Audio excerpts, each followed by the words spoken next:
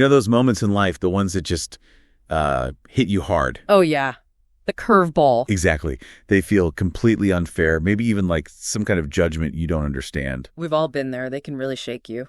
Well, today we're taking a deep dive into a really powerful passage. It's from Ezekiel. Ezekiel 21, verses 1 to 17. Right. And it speaks directly into those feelings, that sense of, well, chaos maybe, or divine action. It's intense stuff. It is. And for this deep dive, we're not just looking at the scripture on its own. No, we've got some great resources. Yeah, the biblical text, of course, but also a couple of devotionals and an interpretive summary that add a lot of perspective. Really helpful layers for tackling this kind of challenging text. So our mission today, what are we trying to do? Well, on the surface, it looks like a pretty stark declaration of God's judgment, maybe even anger. Right.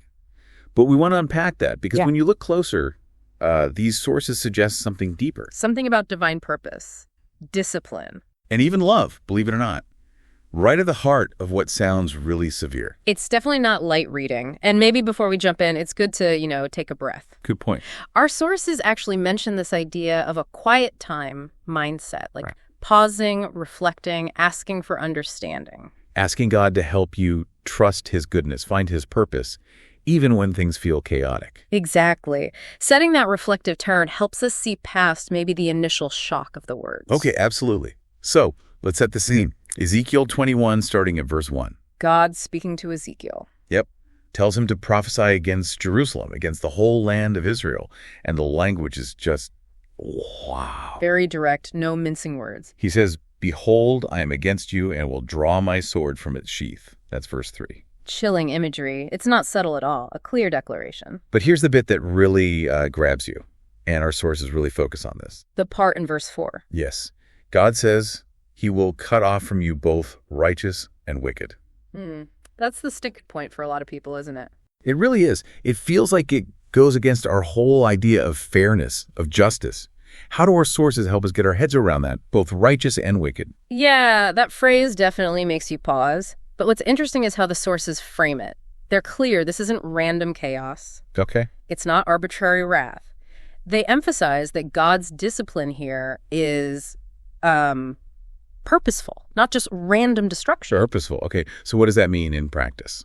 Well, the sword of judgment is seen as a symbol, right, of God's justice sweeping across the land. A big sweep. And the sources point out that sin corrupts everything. It's systemic. Not just individual bad actions. Exactly. It permeates a whole society, a culture.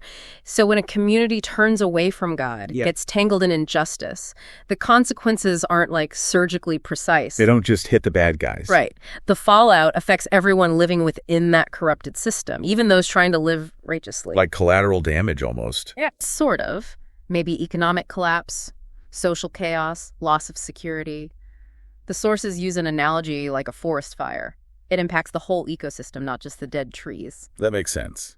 A difficult sense, but it Makes sense. But the ultimate purpose, stated right there in verse 5, is crucial. And all flesh shall know that I am the Lord. Yes. It's about revealing God's sovereignty, his reality, his presence to everyone. So for the righteous caught up in it, it's not necessarily individual punishment in the same vein, but the unavoidable result of living in a fallen system. That seems to be the understanding, yeah.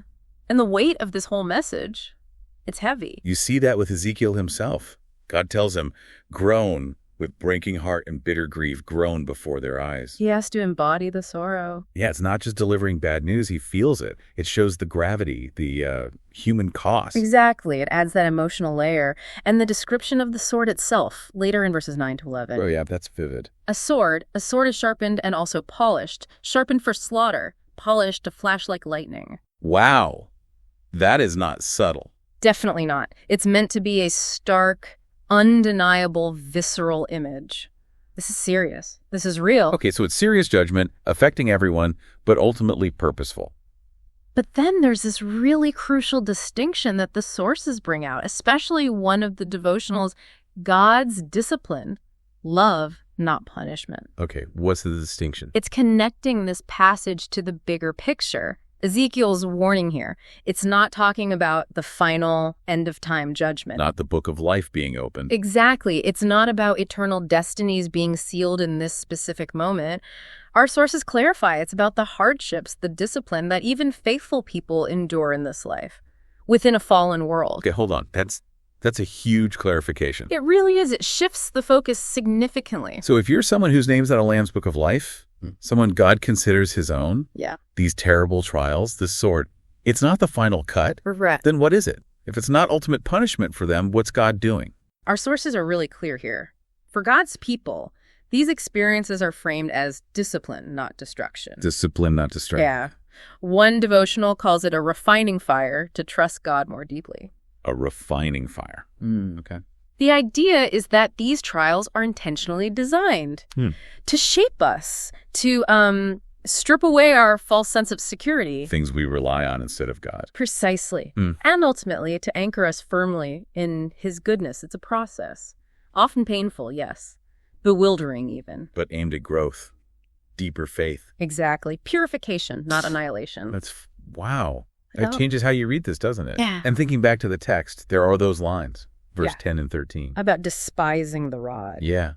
You have despised the rod, my son. And later, for it will not be a testing. What could it do if you despise the rod? That image, the rod, often means guidance, right? Like a shepherd's staff or gentle correction. Or even God's law, yes. Guidance. So does this imply that maybe earlier, gentler forms of discipline were ignored? That's exactly the interpretation the sources suggest. That this severity isn't the first step, but an escalation because the people wouldn't listen. Precisely. It's presented as necessary, though painful, because those softer warnings, those rods of guidance, were repeatedly despised, ignored. Like a parent having to use a firmer tone after gentle requests fail. A difficult analogy, but yes. Not out of malice, but out of a desire for the person to learn to turn back. Which still leaves that difficult question, though. How do you square this idea of refining love with the terrifying imagery of a great slaughter mentioned in verse 14? That's the tension, isn't it? And the sources acknowledge it. The context is key. A deeply fallen world, a people with a history of turning away, of despising the rod. So the severity matches the persistence of the rejection.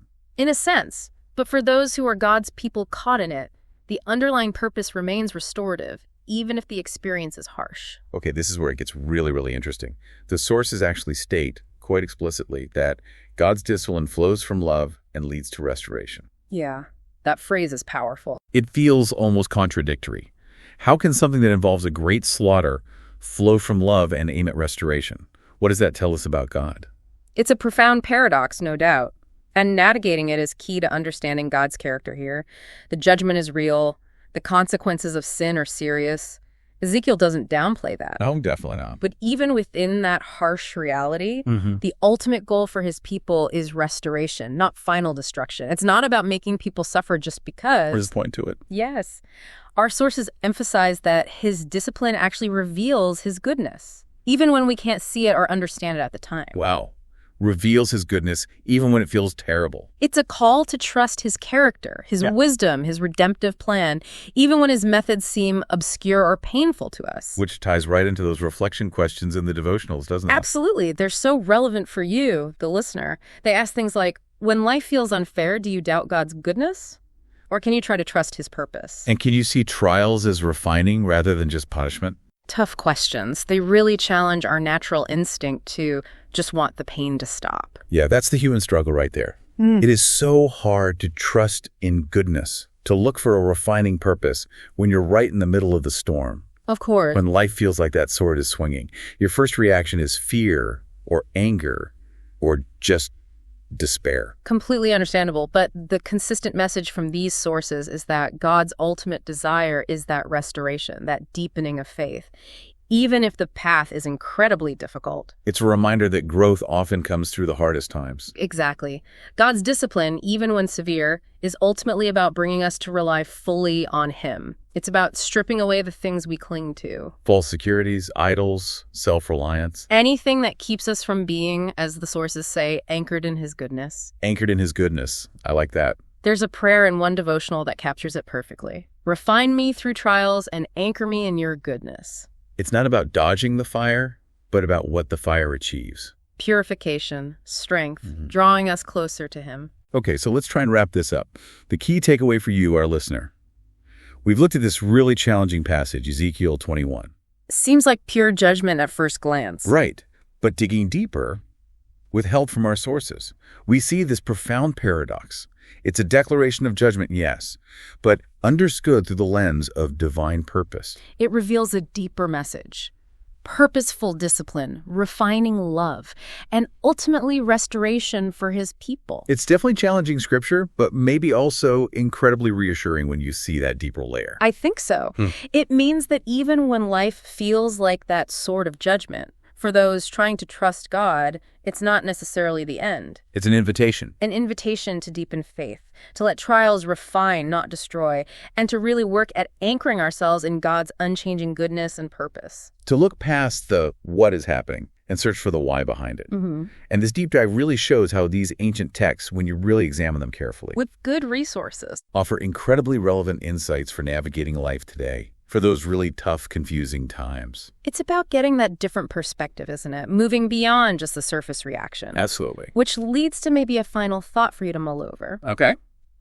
If God's discipline truly reveals his goodness, as our sources suggest, what might you be missing? What new perspective might you gain if you start looking for that deeper, refining purpose when you face hardship instead of only seeing the pain?